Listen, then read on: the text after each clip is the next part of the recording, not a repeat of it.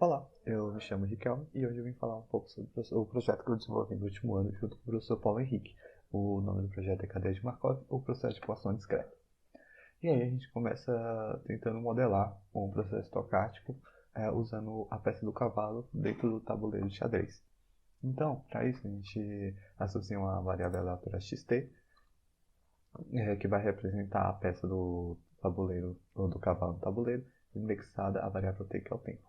E ele vai assumir valores do conjunto S, x, y, em que x vai representar as colunas e y vai representar as linhas.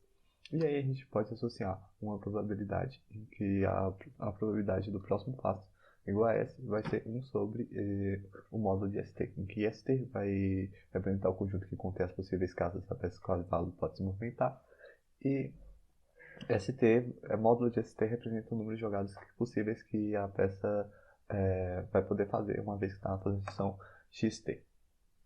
Então, para a gente ver como isso evolui, a gente coloca a peça do cavalo na casa C3, então ela vai se movimentar, poder se movimentar para todas essas casas representadas com X.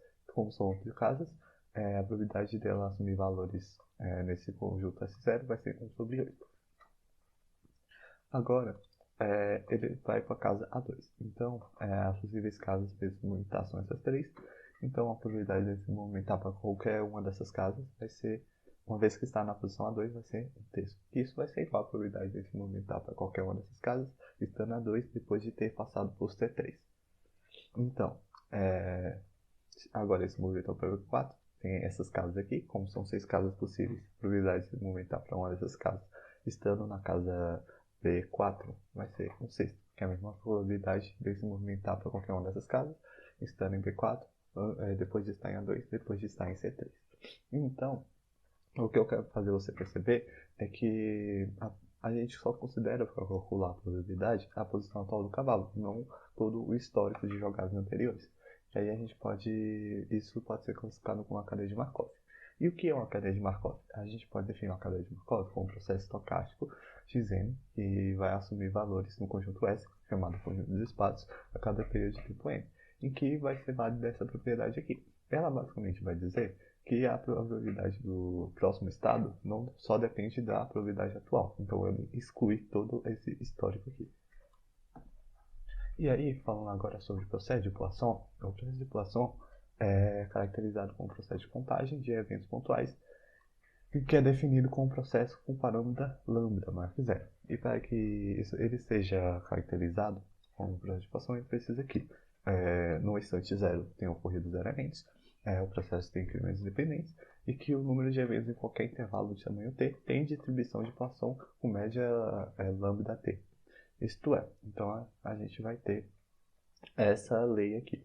E aí, por isso que o processo se chama processo de Poisson, porque ele, em qualquer intervalo que você pegar, ele vai ter a distribuição de Poisson.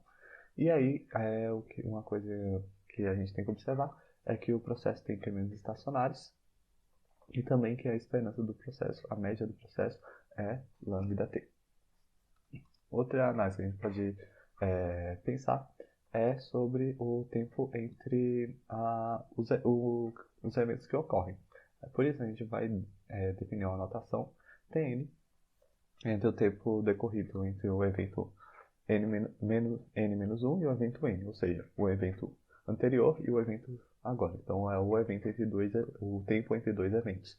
Então a gente consegue formar um processo estocástico chamado de sequência de tempos entre chegadas. Então a gente consegue associar essa probabilidade aqui, que é a probabilidade de algum tempo ser maior do que uma variável, vai ser igual à probabilidade de não acontecer nenhum evento nesse intervalo aqui, que vai ser igual a e elevado a menos lambda t. E aí, esse processo vai ter distribuição exponencial com média 1 sobre lambda.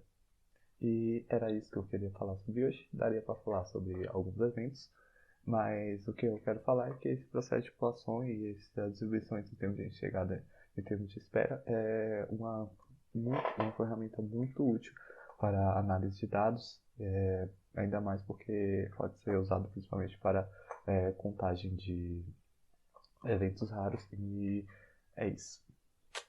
Obrigado pela atenção.